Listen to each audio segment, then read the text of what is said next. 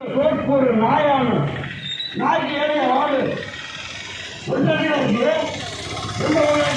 ஒன்றடியில் நாய்க்கு வாடு இருந்துச்சா பார்த்துருக்கீங்களா? ஆட்டுக்கு வாடு அரையும் இல்லை, ஆனால் நாய்க்கு ஒரு பெரிய இருக்கு. நான் பார்த்துருக்கேன். அந்த நாயை முடிச்சு எடுத்துவாங்க. அரையும் போயிருக்கு. அதை பிள்ளைகள் நாய்க்கு கொடுக்குறா. அரையும் தின்னு போய் சாடா நம்ம இந்து தான் கொடுக்குறான்.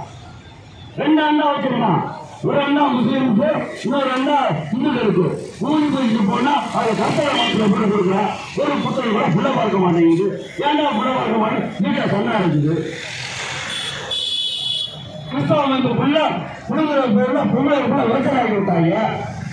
அது போல கரோனா வந்து ரோட்டை தெரியுது. கண்ட்ரோல் கூட கிறிஸ்தவ அமைப்பு தான் பண்ணிட்டு யாராச்சும் மறுக்க முடியுமா? வந்து கூட்டிட்டு போயிட்டு பெண்களை ஃபுல்லா சிவனை காசு கொடுத்து ரோட்டை வெளியே வச்சுக்கீங்க. ஆண்களை ஃபுல்லா காசு மார்க்கு அனுப்பி வச்சீங்க. எலெக்ஷன் வந்து 1000 ரூபாய் காசு அவன்கிட்ட கொடுத்துட வேண்டியது. அதை ஓட்டை போட்டு போய் காசு மார்க்கு கொடுத்துட வேண்டியது. காசு அப்படியே அங்கே போயிடுது. உங்களுக்கு சந்தோஷமா போகுது. இதெல்லாம் யார் பற்றிக்கிற ஆப்பு? திராவிட அரசுகள், இந்த எடப்பாடி பழனிசாமி, இந்த இருக்கிற ஸ்டாலினோட அரசு எல்லாம் சேர்ந்து அவங்களுக்கு நீங்களே வச்சுக்கிற ஆப்பு தான். இன்னொரு 15 வருஷம் கழிச்சு நீங்களாம் நாடு நடத்தப்படுவீங்க. இந்த நாட்டை விட்டு ஓட போறீங்க. இவங்கெல்லாம் விளைச்சலிக்க போறாங்க.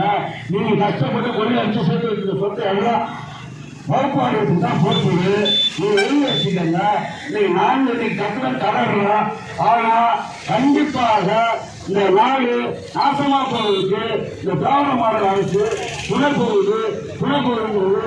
உங்களுடைய முஸ்லிம் கட்சி சார்பாகவும், இந்து முன்னணி சார்பாகவும், இந்த அமைப்புகள் சார்பாகவும் பல பகிரங்கமாக என்னால் குற்றம் சுமத்த முடியும்.